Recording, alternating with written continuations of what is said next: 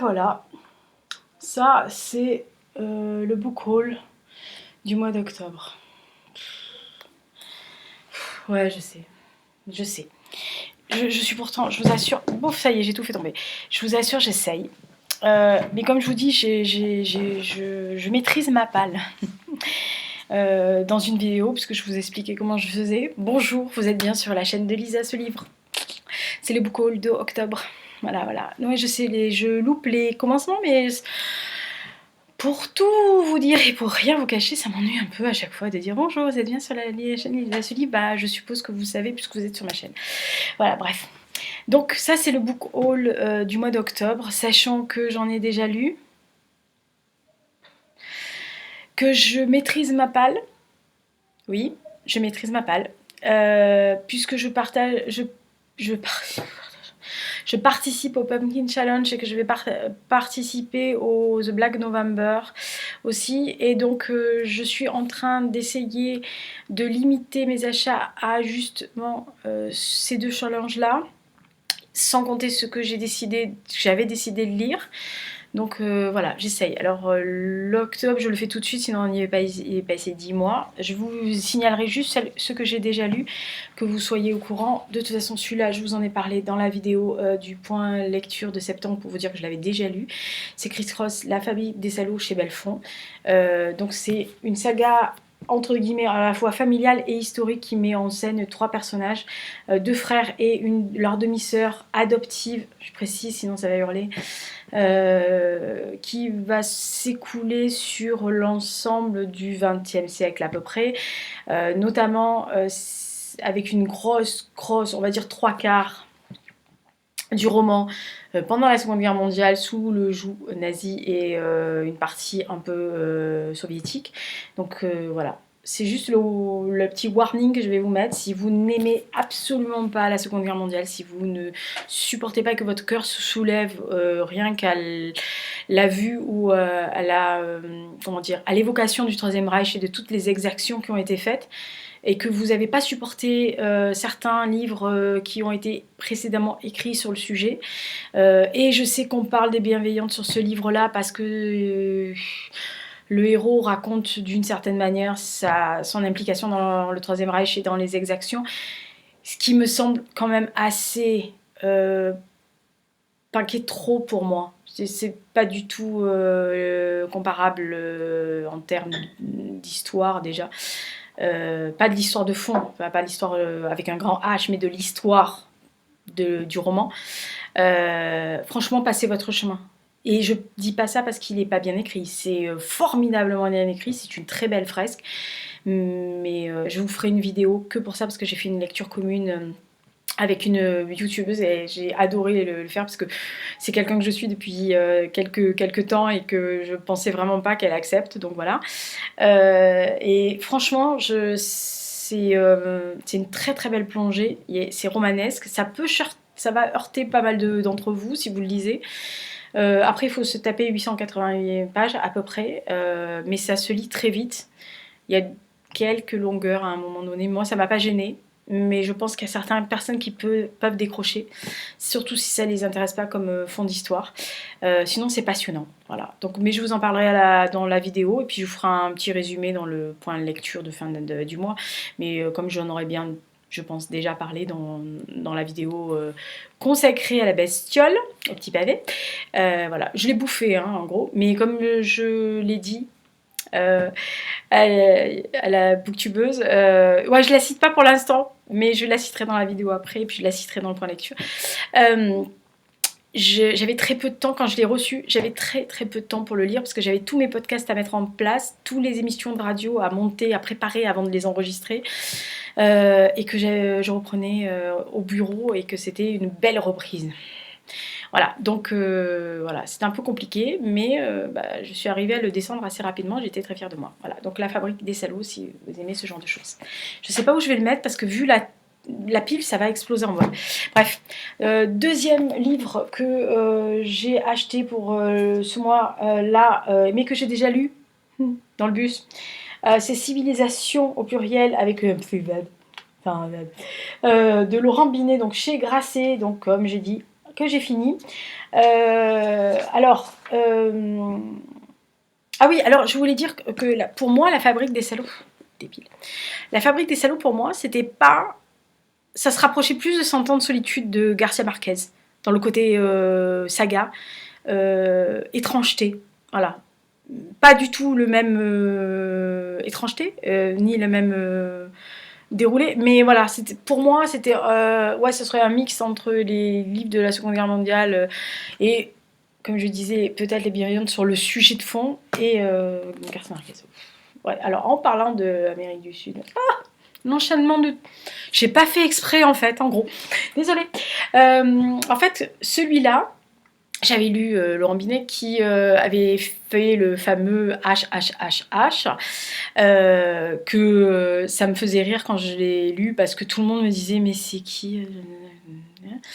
et que je me suis aperçue que personne ne savait qui étaient ces gens-là autour de moi et qui lisaient. J'avais l'impression que les gens découvraient l'histoire, donc ça me fait toujours bizarre de voir que les gens découvrent des pans d'histoire qui pour moi elles sont évidents, mais d'autres moins. Bref, Laurent Binet part du principe, en fait, il inverse l'histoire, c'est-à-dire que Christophe Colomb part nous on connaît cette histoire-là. Christophe Colomb part en fait aux Indes. Il découvre d'abord les îles des Antilles, Cuba, machin là, et puis ensuite il découvre l'Amérique. Tout le monde est au courant de l'histoire, merci. Il tombe sur nos amis les Incas, un super empereur, il les met au tapis, il annexe tout le monde, et l'Europe en sort grandie, Charles Quint, la clique, enfin bref, tous les rois de l'époque. Et lui part du postulat que quand Christophe Colomb arrive, il se fait laminer. En gros, et il réécrit l'histoire comme si, en fait, c'était les Incas qui avaient gagné et qui, fort des, on va dire, de l'appui des navigateurs qui sont venus, enfin des explorateurs, parce que c'est vraiment des explorateurs à l'époque, futur colon, quoi. Bref, ils partent du principe que, ayant gagné contre eux, ils vont aller à l'est, c'est-à-dire arriver sur le continent européen, débarquer au Portugal, s'incruster en Espagne. Bref, ils vont annexer l'Europe, en gros. Et donc, ils découvrent l'Europe sur ce qui était à l'époque, c'est-à-dire il débarque quand même en plein milieu de l'Inquisition espagnole, de la réforme de Luther, des guerres de scission de notre ami Henri VIII en Angleterre qui voulait épouser Anne Boleyn, donc il voulait dégager sa femme parce que bon, enfin il préférait l'autre, hein, elle était plus jeune, plus jolie, machin. Bon, il faut dire aussi que sa première femme était la femme de son frère qui était mort, bref, qu'elle était bon, bref, donc en gros ils arrivent dans des espèces d'Europe qui est à feu et à sang, les luttes de pouvoir, la religion qui, si tu n'aimes pas le dieu clouté comme il l'appelle, en gros tu es sur un bûcher, si tu es une sorcière t'es sur un bûcher, si tu y crois pas t'es sur un bûcher, si tu penses que effectivement l'église doit se réformer parce que quand même ça serait mieux de faire ça et que tu es un peu pour Luther, t'es sur un bûcher aussi, super. Si t'es pas content, on t'écartèle, mieux. Bref, ils arrivent dans cette espèce de boucherie. Bon, ils sont pas, c'est pas des enfants de cœur non plus.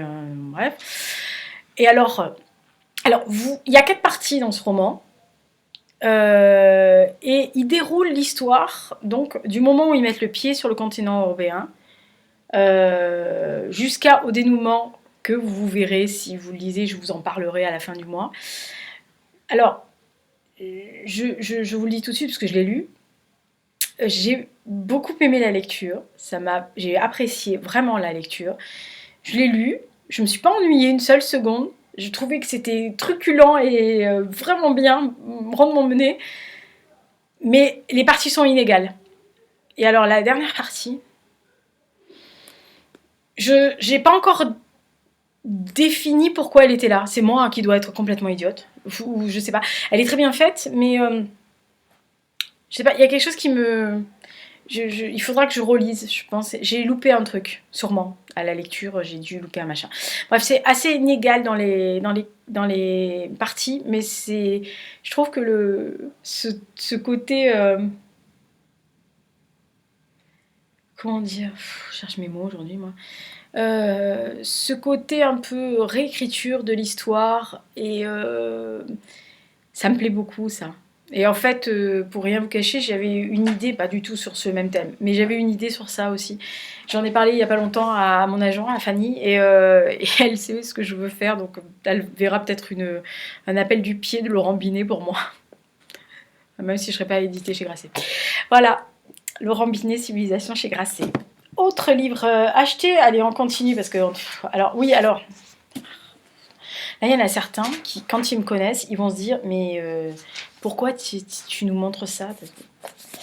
Ça s'appelle La politique est un sport de combat. C'est un récit, donc comme vous le voyez, c'est chez Fayard de Gaspard Ganzer. En fait, je ne sais pas si vous savez, mais Gaspard Ganzer en fait, était le conseiller en communication de François Hollande à partir de, je crois, avril 2014. Oui. Et il fait un récit, en fait, de tout ce qui s'est passé pendant on va dire, son mandat, entre guillemets, avec François Hollande. Alors, je sais que ça peut étonner beaucoup de monde parce que je sais pas si ceux qui ne me connaissent pas, ils vont le découvrir. Ceux qui me connaissent depuis des années et qui me suivent aussi savent très bien que moi et la politique, ça fait 25. La politique, c'est le dada de ma maman.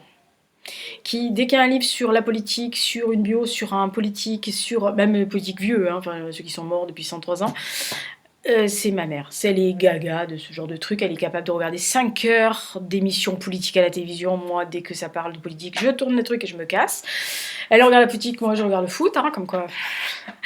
Enfin, bonjour la référence con, mais on va croire que je suis complètement idiote parce que j'aime le foot. Mais non, je regarde le hockey sur glace aussi, la Formule 1 et le tennis, et voilà. Et le curling aussi. J'ai des trucs, j'ai des hobbies passionnants en tant qu'amateur de sport. Et en fait, elle l'a lu. Je peux vous le dire, elle l'a lu en 3 jours.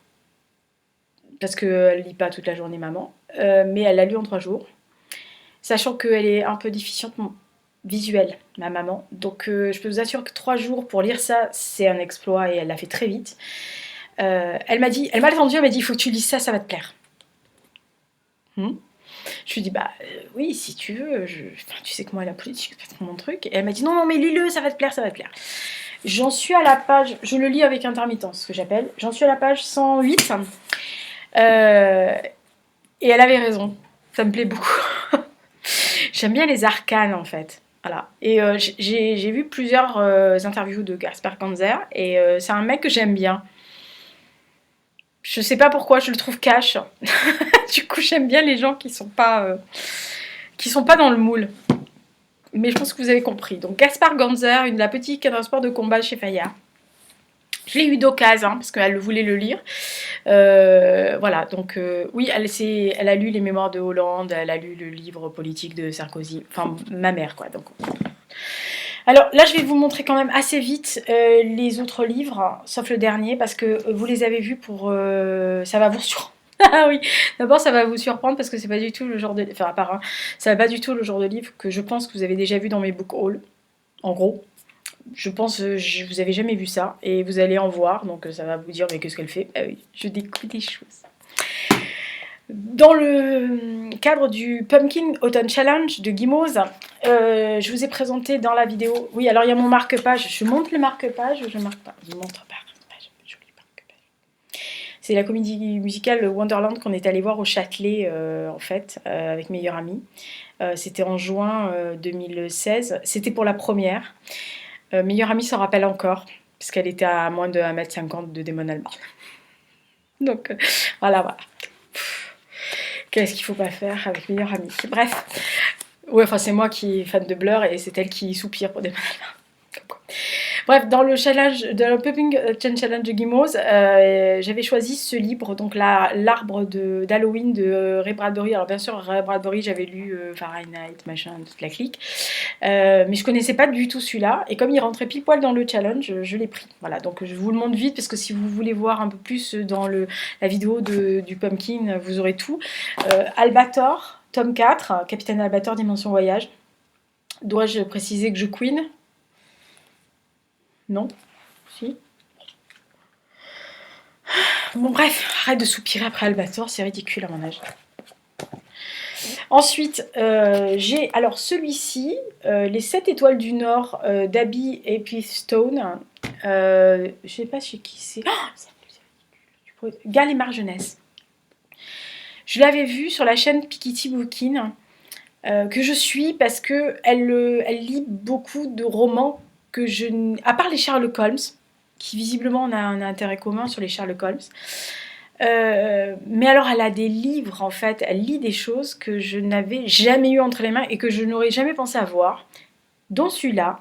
Quand elle l'a présenté sur sa chaîne, déjà la couverture est sublimissime, je sais pas si vous arrivez, voilà, oh, oui, oh, elle est belle, voilà, déjà elle est sublimissime, en plus elle est en relief, elle est sublime, mais alors les tranches, donc la tranche, j'essaye de vous la montrer, et j'essaye de vous montrer les détails.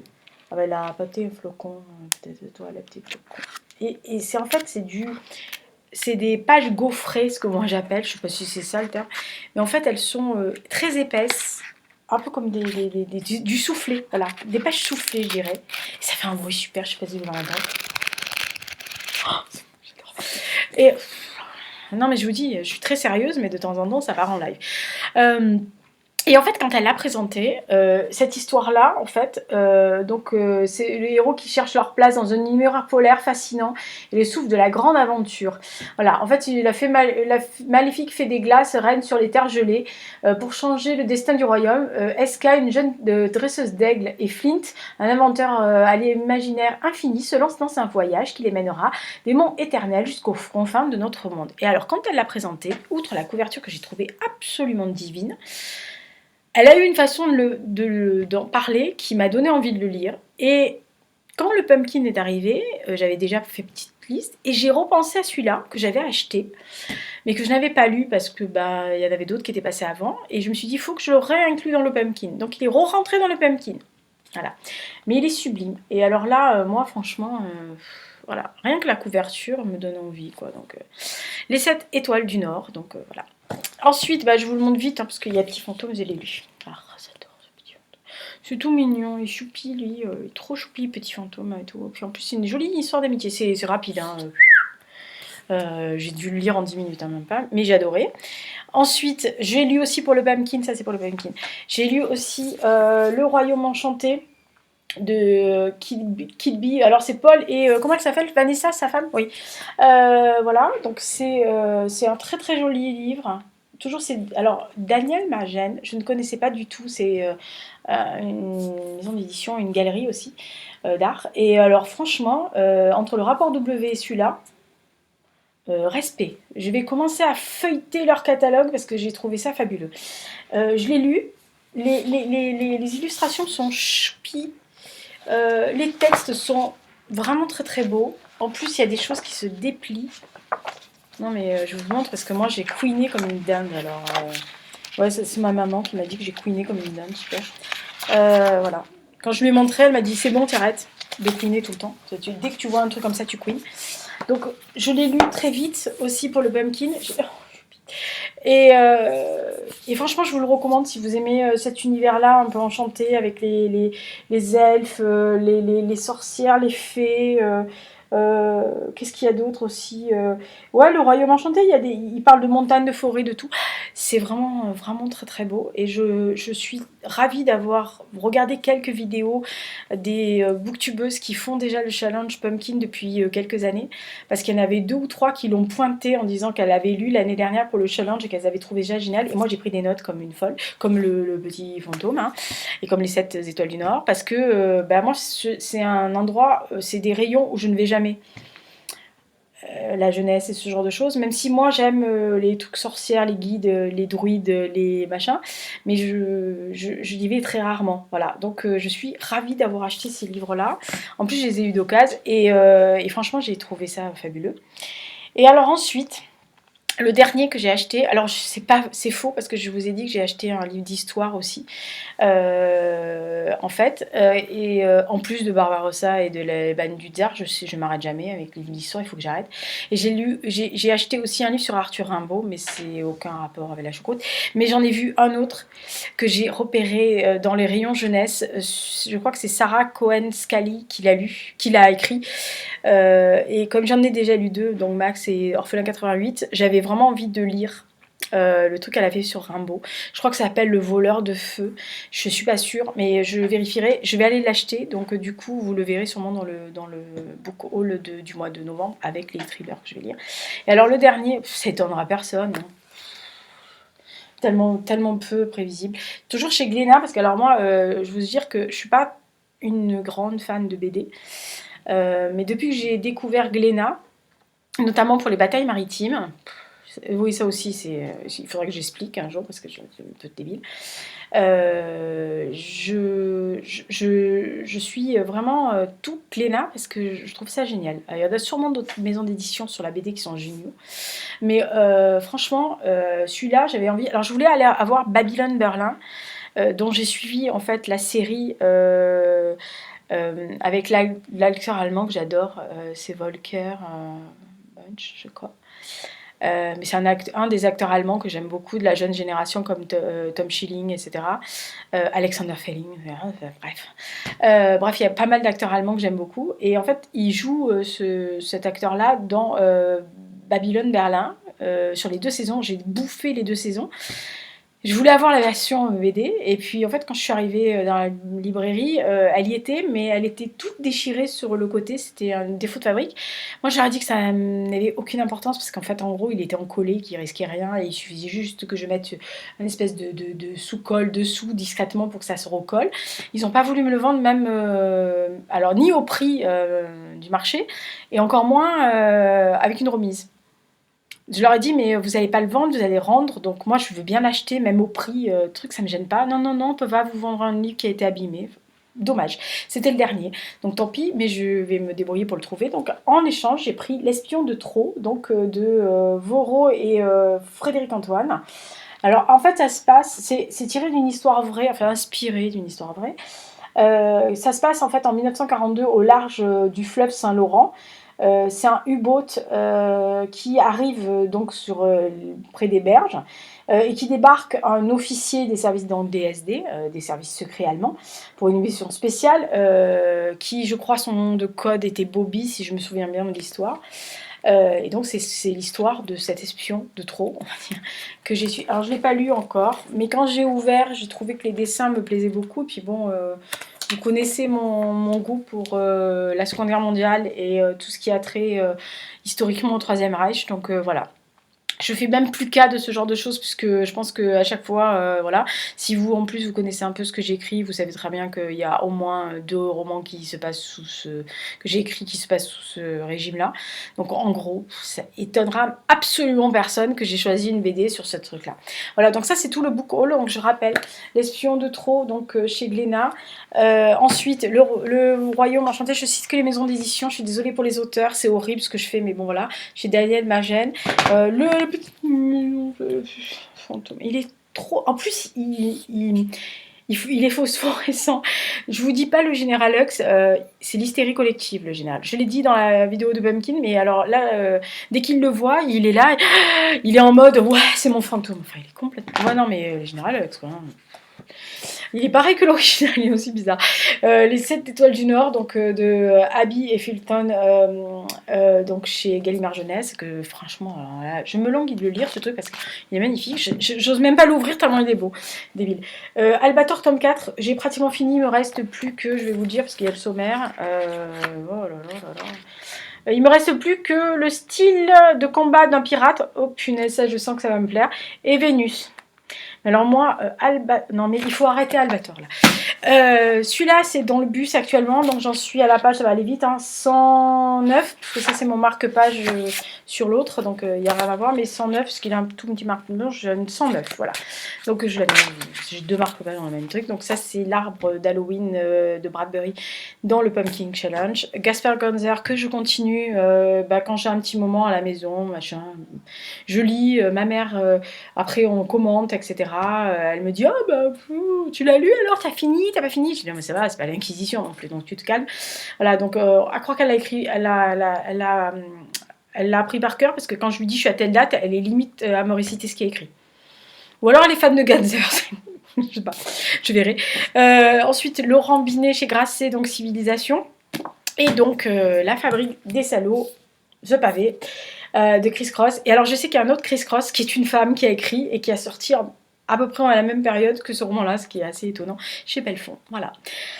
Donc ça c'était tous les book hauls du mois que j'ai acheté mi-septembre jusqu'à début octobre, voilà. Et il y en a plein qui arrivent, donc il y a en gros qui en précommande dans une librairie, j'ai L'ombre du renard. Vous m'étonnez ce Rommel. Non mais je vous le dis, c'est une... de Nicolas Feuz, on en avait parlé, c'est au mois de juin quand j'ai faisais un salon commun avec lui à Lyon. Ensuite, qu'est-ce que j'ai aussi en commande? Je me rappelle plus. Oh la douille. Ah oui, j'en ai d'autres qui doivent arriver, que je dois aller récupérer à la poste parce qu'ils m'ont encore perdu un colis, la poste que j'ai récupéré en livre d'occasion. J'ai acheté Le Cirque des Rêves, je crois, et un autre livre pour le Charnage Pumpkin, que j'ai eu à des prix défiant toute concurrence, comme diront certains. Et ensuite, j'en ai un, alors je me rappelle plus comment il s'appelle, je l'ai commandé parce qu'il est dans une maison d'édition. Je crois que c'est les éditions de Boré, il s'appelle...